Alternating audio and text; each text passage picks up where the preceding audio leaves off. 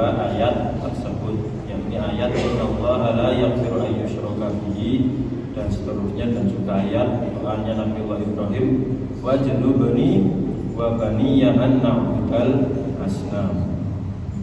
Faedah yang pertama kata beliau, annasyirka, sesungguhnya kesyirikan, iku a'dhamud dzunubi, adalah dosa yang paling besar. Yang kenapa seperti itu? Li'annallaha ta'ala, karena sesungguhnya Allah Subhanahu wa ta'ala akhbara, telah menghabarkan, annahu, sesungguhnya Allah itu la yaghfiru, tidak mengampuni hu ing kesyirikan. Liman lam, bagi siapa? Liman lam yatub minhu, bagi yang tidak bertaubat minhu, dari kesyirikan sebelum matinya.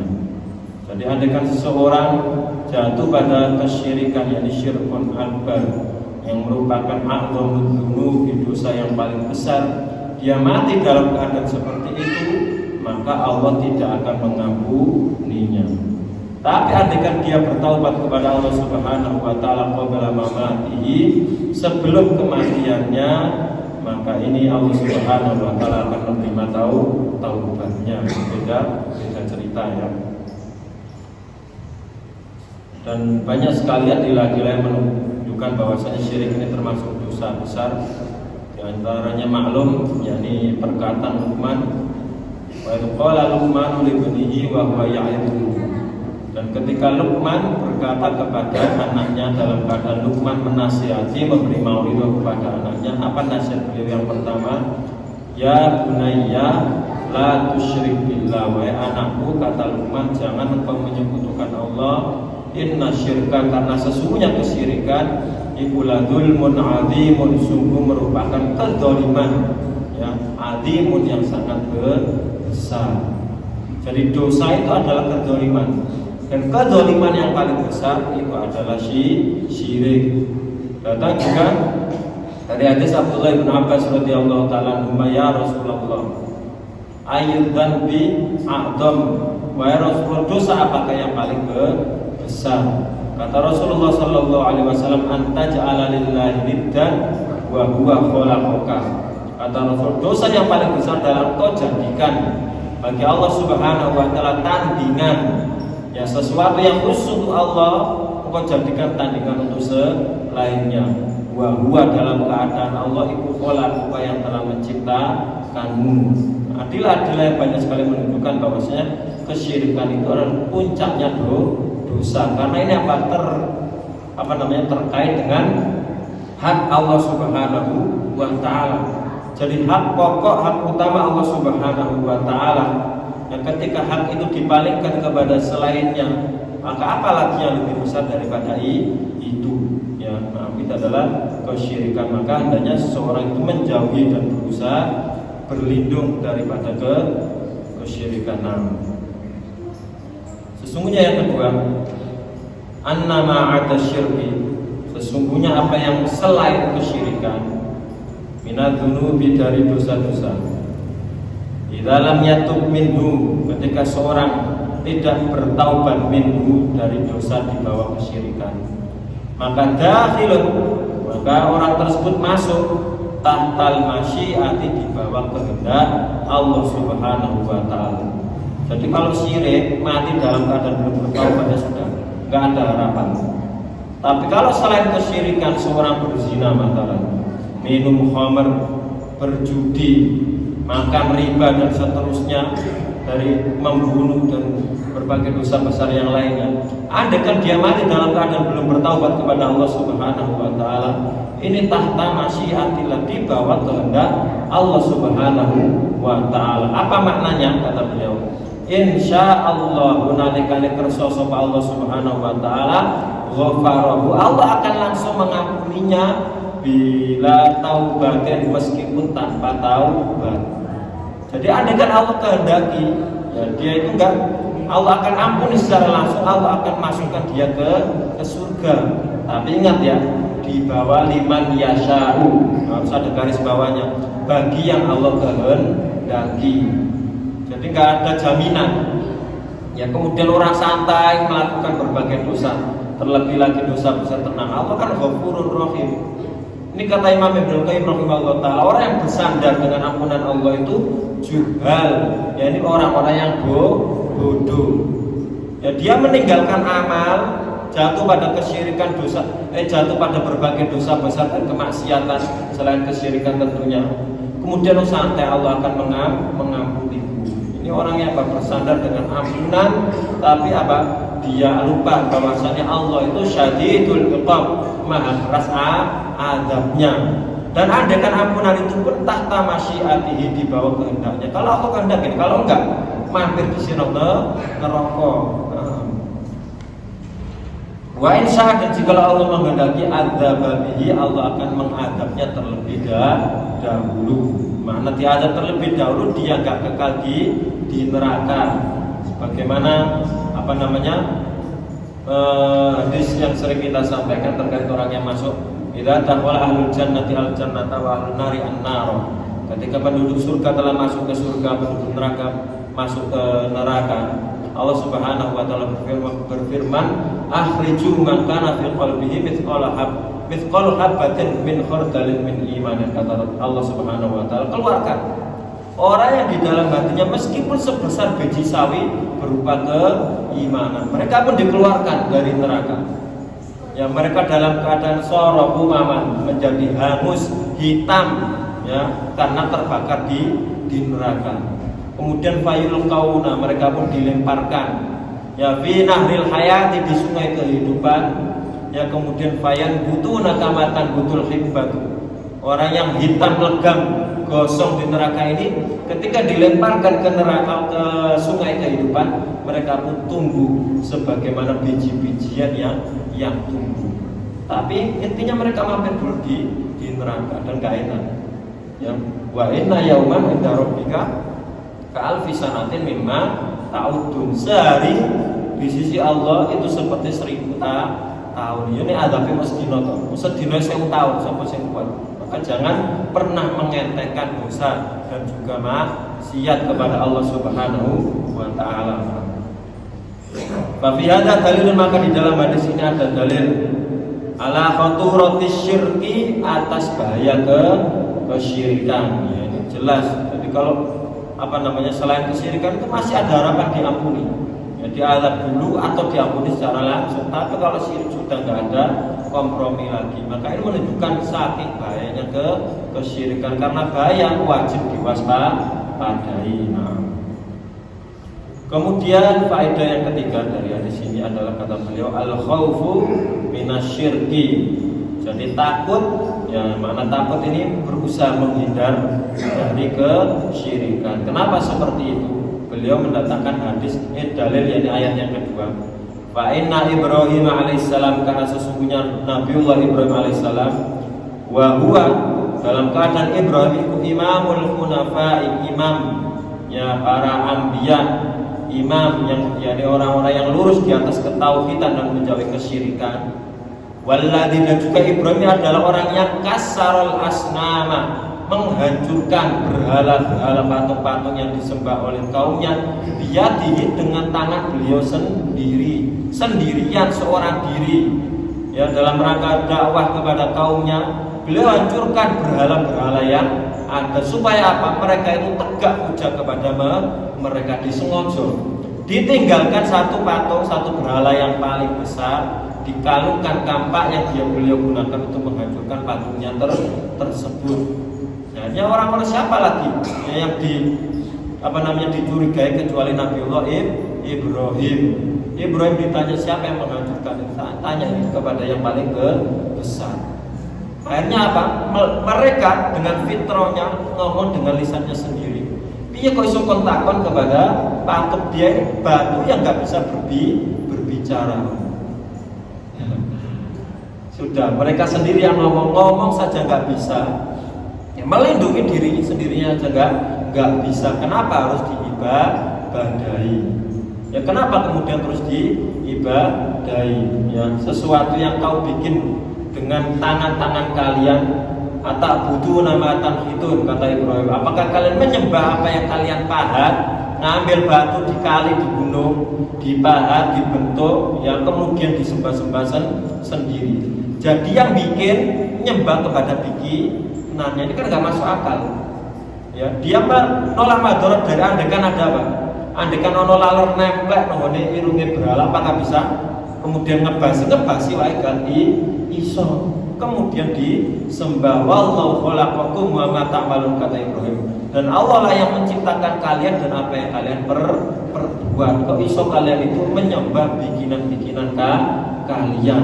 Makanya orang kalau jatuh pada kesyirikan, orang musyrikun, akalnya itu sudah dikesampingkan. Ya tinggal apa menuruti hawa nafsunya dan juga pokoknya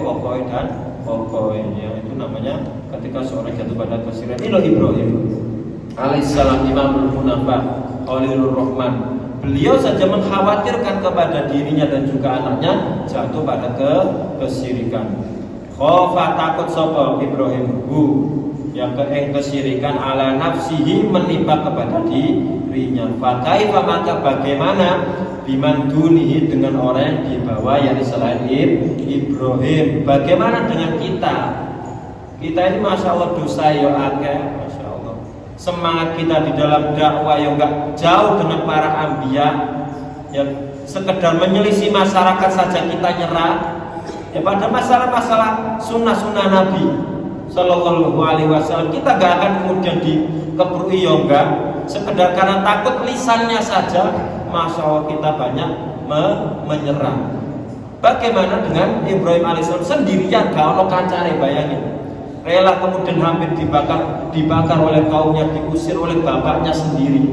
Beliau itu pun mengkhawatirkan kepada dirinya jatuh pada kesyirikan. Makanya kata Ibrahim At-Taimi rahimahullah taala, beliau mengatakan bahwasanya wa man ya'manu al-bala'a ba'da Ibrahim. Siapakah yang merasa aman daripada tertimpa musibah, ujian berupa kesyirikan ketimbang Ibrahim. Ibrahim saja gak merasa aman dari dirinya, maka lebih lagi kita harus berhati-hati dan merasa takut supaya yakni kesyirikan itu khawatir menimpa kepada kita semuanya. Nah, itu maksud beliau mendatangkan bab ini. Jelas ya? Kemudian faedah yang nomor 4, masyru'iyatud du'a'i lidaf'il bala. Disyariatkannya berdoa ya, lidaf'il bala'i, untuk menolak musibah. Dan musibah yang dimaksud ini adalah musibah terbesar, yakni musibah kesyirikan. Jadi musibah itu ya, yang mendatangkan musibah, mendatangkan manfaat dan madarat itu Allah Subhanahu wa taala. Maka mintalah kepada zat yang bisa menolak dan mendatangkan manfaat, yakni Allah Subhanahu wa taala. Orang itu bingung kepada musibah-musibah duniawiyah, musibah-musibah materi, takut musibah ini wala itu. Tapi mereka santai pada musibah keimanan apa-apa. Ya, agamanya hilang, sudah pokok santai wae. Anaknya jatuh pada dosa maksiat santai.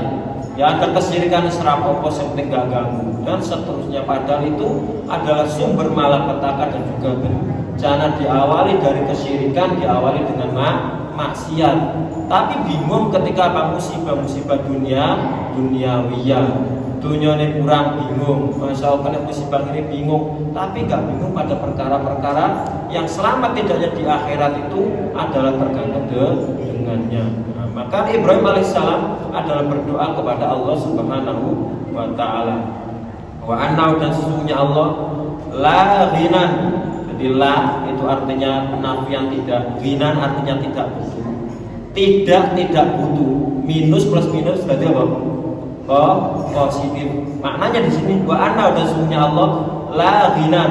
Maknanya Allah itu mencukupkan, ya cukup lil insani bagi manusia.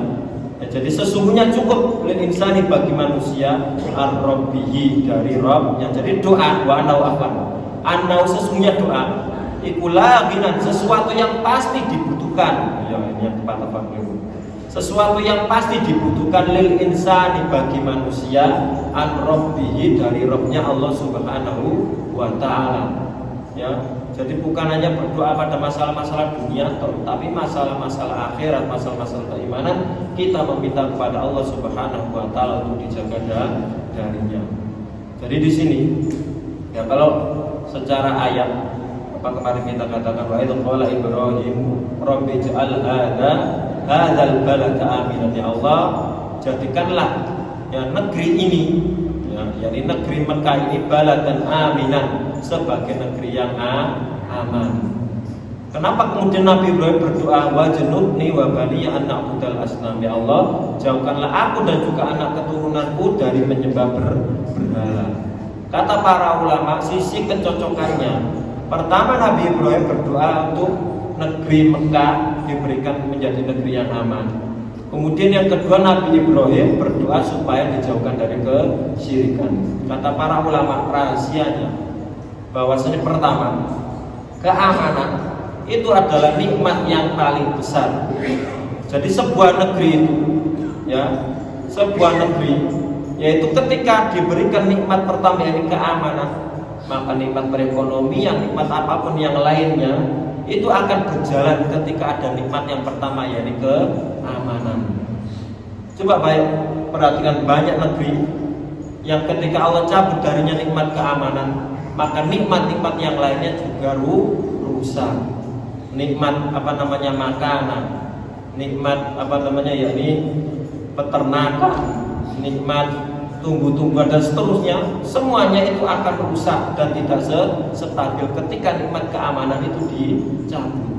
Maka pertama kali yang membangun sebuah negeri itu bisa berjalan makmur, tentram, diberkahi, itu ketika nikmat yang pertama kali itu nikmat keamanan. Ya, makanya ini pentingnya sering kita sampaikan terkait dengan masalah yakni taat kepada waliul amr, menjaga lisan kepada pemimpin-pemimpin kaum muslimin, bukan kemudian dicela, dicerca, dirasani di mimbar-mimbar, dijadikan bahan khutbah dari awal sampai akhir mencela pemerintah. Ini apa faedahnya? Membangkitkan kepada kaum muslimin jiwa memberontak kepada pemimpin kaum muslimin. Ini ciri orang-orang yang gak bersyukur kepada nikmat Allah Subhanahu wa taala. Ya, orang yang gak punya syukur, masya Allah dikasih kita hidup tentram, ya bisa belajar dengan tenang, bekerja aman. Andai kan ada kedoliman satu dua, maka amruhu ilallah, kita berusaha nasihati semampu kita, bainahu wa bainana, antara kita dengan antara pemimpin. Kalau mampu, kalau gak mampu ya sudah, faqad bari'atid dhimmah, lepas tanggungan. Semoga Allah memberikan petunjuk kepada mereka, bukan kemudian dicerca, dicela, kemudian dijadikan bahan khutbah di mimbar-mimbar. Ini menyelisih prinsip yang diatasnya para ulama, menjadi para salafun saleh, para pendahulu umat ini yang menjaga lisannya dari pemimpin-pemimpin yang ini aman. Ya, makanya kata Syekhul Islam Ibnu Taimiyah rahimahullah taala, setahun setahun dengan pemimpin yang zalim itu lebih baik daripada sehari dengan tanpa pemimpin. Coba perhatikan ya, negeri-negeri yang kita saksikan di masa-masa kita itu, Libya itu masya Allah. Ya, Libya itu ya awalnya kenapa ya, jadi pemimpinnya kok enak diktator katanya, kemudian sekian tahun memimpin gak mari-mari, sekian puluh tahun. Padahal ketika itu pendidikan gratis, fasilitas luar biasa, orang nyaman bekerja masya Allah ketika itu. Tapi karena ada masukan-masukan ya, termasuk juga masukan dari barat dan orang-orang sebagian kaum muslimin yang di dalam hatinya ada penyakit, yang diantaranya bentuk awalnya di mimbar-mimbar awalnya seperti itu, dijadikan bahan khutbah mencela pemimpinnya kada wa kada. Lihat apa yang terjadi ketika pemimpinnya tumbang, Ali Qaddafi ketika itu kan Muammar al-Gaddafi, masya Allah ya, keamanan hilang, ya pembunuhan, perang saudara sana sini. Ya, kemudian nikmat dahulu belajar dan akan hilang semuanya ketika nikmat adanya pemimpin itu hilang. Hati-hati dari yang semisal ini. Lihat yakni Irak ketika itu. Ya, kemudian dapat provokasi dari Amerika, ini senjata ini masya Allah.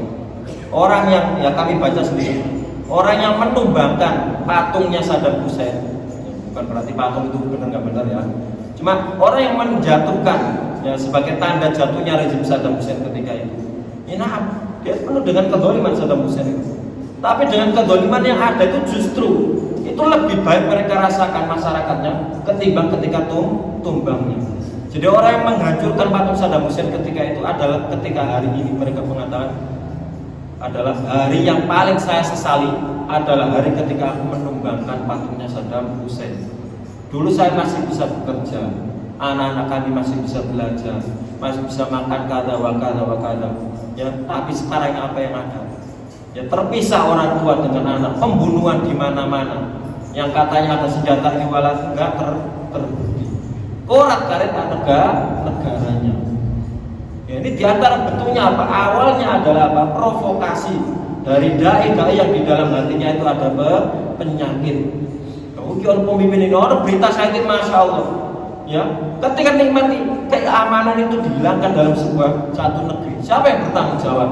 Apakah mereka itu yang nggak menjaga lisannya akan bertanggung jawab kepada keamanan yang hilang dari kaum muslim? Nggak akan mereka bertanggung jawab. Maka inilah pentingnya tahu prinsip-prinsip yang dijaga oleh para ulama, yang dituduhkan para ulama. Prinsipnya, pentingnya kembali kepada apa yang diajarkan oleh para ulama terkait dengan masalah-masalah pokok di dalam agama kita. Nah, ini nikmatul aman. Dan juga di dalam ayat ini kembali kepada ayat tersebut. Nikmat keamanan itu terhasilkan Allah Subhanahu wa taala wujudkan. Kenapa disadarkan dengan wajnubni wa bani anak budal asnam? Jauhkanlah aku dan juga anak keturunanku dari menyembah berhala. Sisi korelasinya apa? Nyambungnya apa? Jadi Allah Subhanahu wa taala akan berikan nikmat keamanan ketika apa? Penduduk negeri itu menjauhi kesyirikan, mentauhidkan Allah Subhanahu wa taala. Maknanya semakin banyak kesyirikan dalam sebuah tempat, sebuah negeri, maka semakin jauh keberkahan itu ada pada negeri tersebut. Semakin dicabut, hilang sedikit demi sedikit nikmat keamanan pada sebuah negeri. Makanya kalau dalam surah An-Nur Allah berfirman apa? Wa'adallahu alladziina aamanu minkum wa 'amilus sholihat. Allah berjanji kepada orang-orang beriman dan juga beramal soleh di antara kalian. Allah katakan apa janjinya? La yastakhlifannahum fil ardi. Allah akan jadikan mereka itu menjadi pemimpin di muka bumi. Kemudian wala yubaddilannahum mim ba'di khaufihim amna, kata Allah. Allah akan ganti setelah rasa takut yang menghampiri mereka, Allah ganti dengan apa? Amnan, keamanan. Syaratnya apa? Ya budunani la yusyrikuna bi syai'an. Mereka beribadah hanya kepada Allah dan mereka tidak menyekutukanku sedikit pun. Maknanya nikmat-nikmat ini diberikan kaum muslimin kekuasaan, keamanan ketika mereka merealisasikan tauhid. Sekarang enggak, ojo bahas tauhid, ojo bahas syirik. Iki memecah belah umat. Iya bener, memecah belah umat, yakin gitu. Memecah belah umat antara apa? Antara yang bertauhid dan antara yang jatuh pada kesyirikan. Nah, itu dakwah tauhid. Membedakan ini loh syirik, ini tauhid, ini syirik harus tahu. Dipecah belah, nggak boleh dicampurkan al-haq dengan al-batil. Ya, kalau dicampur adukan orang nggak tahu. Ya jatuh pada dosa besar, dia santai saja. Ya. Ya, kalau kita ingat ya zaman siapa dulu? Ya, sebentar ingat ya. Zaman Pak Harto dahulu, masya Allah, banyak orang mencibir kada. Bingung reformasi dan seterusnya. Apa yang terjadi setelah itu? Pertumpahan darah di Poso, di Ambon, kemudian di mana lagi? Di Kalimantan, di mana itu? Masya Allah.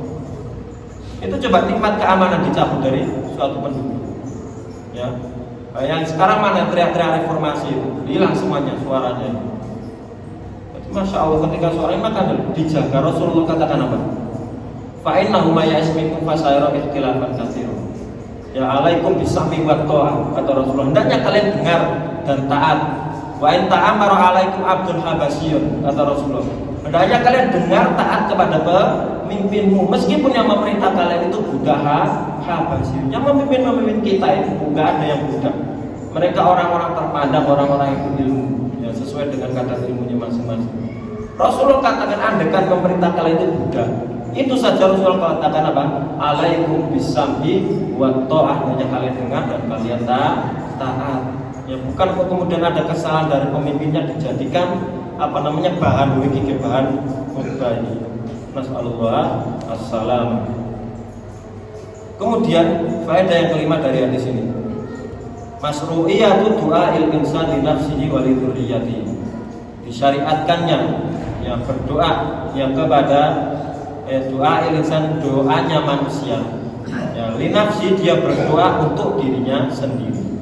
Wa li dzurriyyatihi, dan untuk keturunannya. Di sini Ibrahim berkata berdoa apa? Wajnubni wa bani ya annahu kal asnami. Allah, jauhkanlah aku diriku yang pertama kali. Kemudian plus wabani yang baru, kemudian anak keturunanku. Karena berdoa itu yang utama itu kepada diri kita terlebih dahulu, kemudian baru kepada orang lain. Allah Subhanahu wa taala berfirman apa? Ya ayyuhalladzina amanu qu anfusakum. Wahai orang-orang beriman, jagalah yang pertama apa? Anfusakum, diri kalian dulu. Baru kemudian apa? Wa ahlikum, baru kemudian keluargamu, keturunanmu, ya, kemudian baru orang yang lainnya. Yaitu namanya adab di dalam berdoa. Jadi kalau kita berdoa, dahulukan diri kita sendiri, kemudian baru kepada orang lain. Nah. Kemudian faedah yang keenam dari hadis ini, kata beliau hafizahullah taala, ar-raddu 'alal juhal. Hadis ini merupakan bantahan kepada orang-orang bodoh.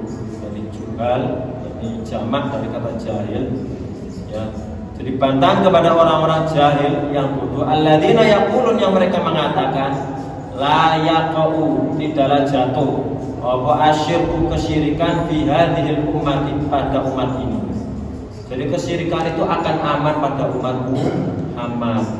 Fa aminu, maka mereka merasa aman minhu, dari kesyirikan. Maka ujung-ujungnya apa? Fa waqahu fihi, mereka pun jatuh pada kesyirikan. Enggak apa-apa saya doa di sisi kuburan, kan yang penting saya minta kepada Allah. Jadi nggak apa-apa kemudian saya berwasilah dengan orang yang mati, kan saya minta kepada Allah. Awali, ujung-ujungnya apa? Mereka meminta kepada si mayit. Ya banyak seperti itu. Jadi kalau saya ya di Wali Sono itu luwih mandiri dibanding Wali Sibuk, Masya Allah. Jadi saya nggak punya anak sekian tahun ini. Bukan hanya di Indonesia, di belahan negara yang lainnya juga seperti itu, ya. Jadi apa namanya, ada sesuatu yang dianggap kuburan, pada rumah mesti kadang itu benar-benar kuburan.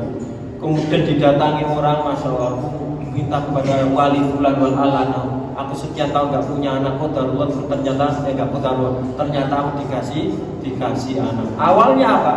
Sekedar wasilah, merasa aman dari kesyirikan. Tapi ujung-ujungnya mereka jatuh pada kesyirikan, tapi merasa aman, Pak. Ya, merasa aman. Dan kesyirikan kalau kita lihat di negara kita ini luar biasa. Penduduknya mayoritas apa? Islam.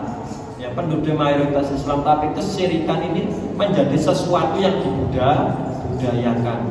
Ini mantenan, coba bayangin. Ratri mau udan nyelup dukun bicara cerah hujan ini, Allah. Gak ada ridha sama sekali terhadap takdir Allah Subhanahu wa taala. Piye carane ditolak udan iki? Ditekakno dukun ra masuk akal, ono apa arane uya, ono apa namanya ini sapu untuk, Masya Allah. Ini apa hubungannya coba? Menolak hujan. Ujung-ujungnya mereka apa? Meminta pertolongan kepada jin. Dodolan, Masya Allah. Ya seharusnya seorang itu berjualan itu mengambil sebab untuk mencari rezeki dari Allah Subhanahu wa taala. Ya seharusnya kan apa? Mereka bertawakal kepada Allah Subhanahu wa taala. Tawakalnya kepada siapa? Bukan kepada Allah, tapi kepada dukun. Iki aku mari tuku entong tuku sampai hilang. Nek entong hilang bahaya ini. Ini kenyataan di masyarakat kita. Rahasia tapi umum tapi rahasia. Ya, kan seperti itu toh. Apalagi terus banyak ekor, banyak ekor. Dan anak yang pengen rasakin kasih jimat, dijahit, dalam itu dikalungkan. Masa nanti akan insya Allah kita bahas pada kitab. Nah, kemudian selanjutnya kita masuk kepada halaman 45. Wafil hadis, di dalam hadis ini. Wafil hadis, dan dalam sebuah hadis. Di dalam sebuah hadis Dan hadis ini yang dari sahabat yakni Mahmud ibnu Labid Al-Ansari radhiyallahu taala. Jadi hadis ini yang beliau maksud adalah hadis Mahmud ibnu Labid radhiyallahu taala Al-Ansari. Kata Rasulullah sallallahu alaihi wasallam, akhwafu, yang paling aku takuti, ma'akhafu, dari apa yang aku takuti, alaikum, ya, yang aku takuti menimpa kepada kalian, asyirku, utawi kesyirikan, al-asgharu, yang kecil. Jadi akhwaf ma'akhafu ini khobar, mubtada'i adalah asyirku. Jadi yang paling aku takuti dari hal-hal yang aku takuti menimpa kepada kalian, kata Rasulullah, asyirkul asgharu, yakni syirik kecil. Fasu'ila anhu, maka Nabi ditanya anhu terkait dengan syirik kecil itu apa? Faqala, maka kata Rasulullah, ar-riya'u, yakni riya. Ya, kalau kita baca kesempurnaan hadis, ya, kata Rasulullah sallallahu alaihi wasallam, yaqulullahu azza wa jalla lahum yaumal qiyamah. Allah Subhanahu wa taala berkata kepada orang-orang yang riya di dalam ibadahnya pada hari kiamat, kata Allah, ya, idza juzyan nasu, nalikani manusia itu dibalas, ya, bi a'malihim, sesuai dengan amalan-amalan mereka. Jadi kata Rasul, pada hari kiamat itu ketika manusia itu dibalas sesuai dengan kadar amalan mereka masing-masing, Allah katakan kepada orang-orang yang jatuh pada yang beramal karena riya ini, kata Allah Subhanahu wa taala, idhabu ilal ladzina kuntum turauna fid dunya, kata Allah, pergilah kalian kepada orang-orang yang kalian dahulu ketika beribadah kalian pengen dilihat oleh mereka ketika di dunia. Hal tajiduna indahum jaza, apakah kalian dapati dari mereka itu pahala balasan? Jadi ketika Allah membalas si fulan amalannya sekian, dapat balas sekian, kata wa masing-masing. Ini orang yang ibadahnya di atas riyaan wa sum'ah, pengen dilihat, pengen didengar manusia, Allah katakan apa? Pergi kalian kepada orang yang kalian dahulu riya ketika di dunia. Apakah kamu dapati balasan dari mereka? Enggak dapat. Jadi orang-orang yang riya di dalam ibadahnya, sum'ah di dalam ibadahnya, itu ketika yaumul qiyamah itu nelongso. Rumangsa donya wis rumangsa ngetokno duit, ya rumangsa wis pegel beramal soleh, tapi dia palingkan di dalam ibadahnya tersebut adalah ada sisi untuk makhluk. Ternyata dia nggak dapati apapun dari makhluk. Ya, pengen dilihat manusia, ternyata manusia nggak bisa ngasih manfaat apa. Pujian manusia itu sekedar donya wae. Hari ini mungkin mereka bisa muji kita, tapi esok nggak akan pernah merasa aman dari cercaan manusia. Manusia itu nggak akan lepas dari yang namanya cercaan dan juga pujian. Sekarang mencerca, besok bisa memuji. Maka nggak usah khawatir, tenang wae. Sekarang memuji, besok bisa saja mencela. Maka jangan kemudian tamak dengan pujian manusia. Tamaklah dengan apa yang ada di sisi Allah Subhanahu wa taala. Gua muji yo gak ada manfaate, dicela jangan berputus asa, tenang wae. Ya, serahkan semuanya kepada Allah Subhanahu wa taala. Jangan bingung kepada celaan dan pujian manusia.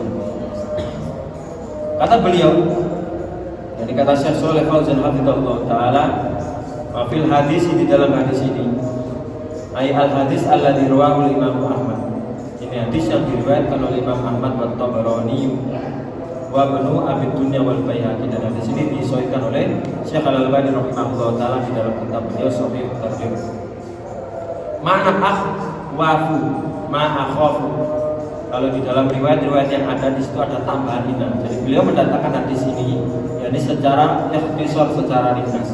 Kalau secara lengkap itu ada innanya, inna akhwafa ma'akhafu. Maknanya di sini adalah asyaddu khaufan. Maknanya perkataan Nabi ini adalah asyaddu khaufan, perkara yang paling sangat ditakuti, akhafu yang aku takuti, jadi Rasulullah, alaikum yang akan menimpa kalian. Mana ar-riya, kata beliau, adalah idharul ibadah, menampakkan ibadah, liqasdi ru'yatin nasi, karena maksud dilihat manusia, laha untuk ibadah tersebut. Fayahmaduna maka manusia memuji-hu ing yakni ibadah hu ing manusia ing orang yang ibadah tersebut alaiha di atas ibadahnya tersebut itu riya. Jadi ibadah ditampakkan supaya manusia melihat. Ya, atau juga sum'ah ini juga masuk kategori riya. Kalau sum'ah itu secara bahasa itu lebih pengen didengar. Jadi manusia enggak melihat, tapi diperdengarkan kepada nono. Aku mari amal iki, mari amal iki, mari amal iki. Ini namanya sum'ah. Masuk juga di dalam hadis ini. Berapa menit lagi Pak ini? Silakan ya. 10-an, 12. Kemudian jelas kan insyaallah.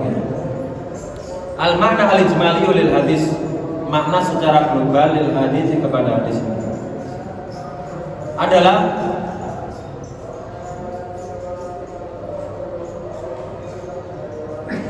likamali syafaqatihi, karena kesempurnaan syafaqatihi, yakni kasih sayang Nabi alaihi salatu wassalam, wa rahmatihi dan rahmat dan juga sayangnya Nabi alaihi salatu wassalam bi ummatihi kepada umatnya, wa nusrihi dan juga nasihat Nabi lahum kepada umatnya, bihaitu dari sisi lam yatruk tidaklah Nabi meninggalkan khairan kebaikan ya illa kecuali Nabi dan lahum tunjukkan kepada umatnya alaihi di atas kebaikan tersebut. Wala syarrun tidaklah ada keburukan illa hadzarahum kecuali Nabi peringatkan hum kepada umat beliau minhu dari perbuatan buruk tersebut. Jadi ini menunjukkan kasih sayang Nabi kepada kita. Apapun sesuatu itu kebaikan, pasti Nabi akan tunjukkan. Apapun keburukan, Nabi akan tunjukkan kepada umatnya supaya umatnya itu menjauhi dari keburukan tersebut. Makanya di sana sering kita sampaikan yang di hadis yang diriwayatkan oleh Imam At-Tabrani dan juga yang lainnya dari hadis Abu Dzar radhiyallahu taala, kata Abu Dzar, "Tarakana Rasulullah sallallahu alaihi wasallam wa ma ta'irun yuqallibu janahihi fil hawa illa wa huwa yadhkuruna minhu ilma." Kata Abu Dzar, Nabi alaihi salatu wasallam meninggalkan kita. Jadi meninggalkan kita wafat, Nabi wafat. Tapi Nabi tidaklah tinggalkan sampai seekor burung yang mengepakkan sayapnya di mana? Di udara. Kecuali Nabi pasti akan apa? Tunjukkan yakni ilmunya.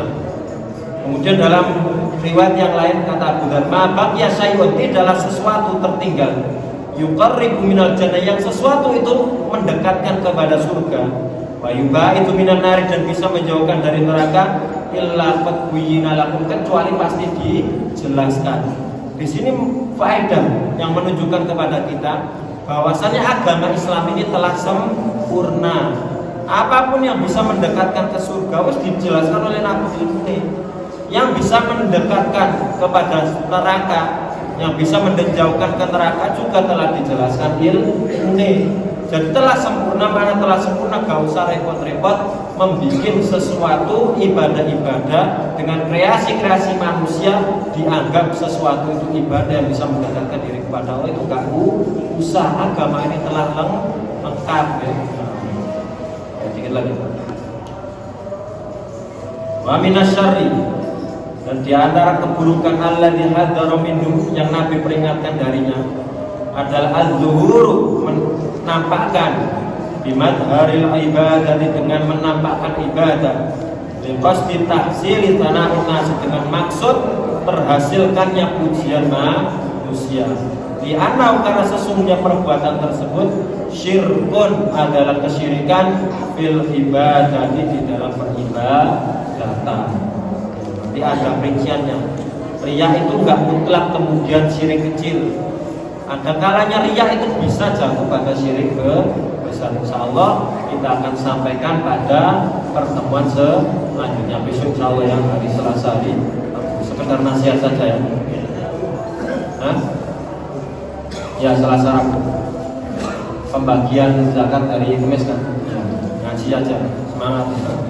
Ini perkara penting masalah tauhid. Kami nasihatkan sedikit faedahnya. Jadi apa kalau bisa, ini nasihat dari para ulama, simbol-simbol kemungkaran, simbol-simbol kesyirikan, simbol-simbol kemaksiatan, ya sekedar simbolnya kalau bisa itu dijauhkan dari kita, dari rumah-rumah kita, dari anak keturunan kita. Apa maksud saya? Di antara simbol kemaksiatan itu apa sekarang itu? Warna-warni, pelangi, dolanan-dolanan anak-anak ini perhatikan bapaknya, warna merah, kuning, hijau ini sekarang jadi syiar mereka, syiar melegalkan perbuatan lutiyah, ya LGBT. Itu mereka tampakkan, menampilkan simbol-simbol dan seterusnya. Silakan bermain, tapi coba cari warna yang lain kalau bisa. Ini menampakkan simbol-simbol dari syiar-syiar kemungkaran. Ya, ini benar ya, kita wanti-wanti kepada diri kita, keluarga kita, dan juga anak-anak kita. Ya. Nah, insyaallah kurang lebihnya kami mohon maaf. Subhanakallahumma wa bihamdika asyhadu an la ilaha illa anta astaghfiruka wa atubu ilaik. Assalamualaikum warahmatullahi wabarakatuh.